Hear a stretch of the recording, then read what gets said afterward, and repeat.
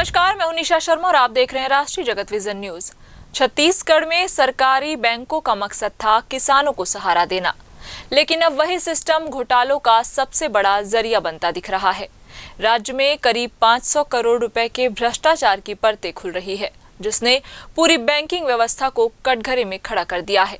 कैसे हुआ खेल? किसानों के नाम पर फर्जी ऋण बांटे गए, नकली बैंक खाते खोलकर रकम निकाली गई, कूट रचित दस्तावेजों से करोड़ों का गबन।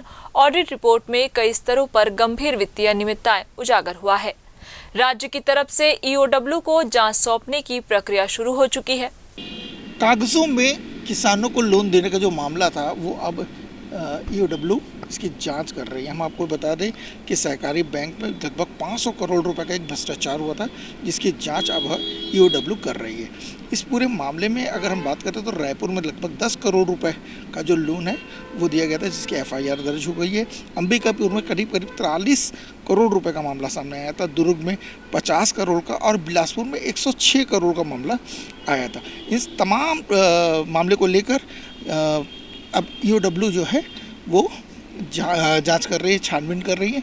इस पूरे मामले में अपेक्स बैंक जो है वो संदिग्ध है और इसमें के एमडी है और उनके जो अधिकारी हैं उनको फ़िलहाल तो निलंबित कर दिया गया, मगर अभी भी जो जांच है वो ईओडब्ल्यू कर रही है।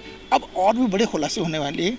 जो अभी 500 करोड़ का जो मामला था वो सिर्फ 500 करोड़ तक ही सीमित नहीं है। इसमें और भी बहुत सारे जो किसान हैं उनके फर्जी लोन सिर्फ कागज़ों में खाते थे और उसको पास कर दिया गया था, जिसकी जांच अभी ईओडब्ल्यू कर रही है। सबसे पहले बरमकेला सहकारी बैंक के 18 करोड़ के मामले से जांच की शुरुआत होगी, जो बढ़कर 50 करोड़ तक पहुंच सकती है। इसके बाद अन्य जिला सहकारी बैंकों की फाइलें भी एक एक कर ईओडब्ल्यू को सौंपी जाएंगी। सवाल उठता है कि कौन आएगा जांच के घेरे में? जवाब है अपेक्स बैंक और जिला बैंकों के एमडी, सीईओ और वरिष्ठ अधिकारी। सूत्रों के मुताबिक कई अधिकारी अब राजनीतिक संरक्षण की तलाश में हैं।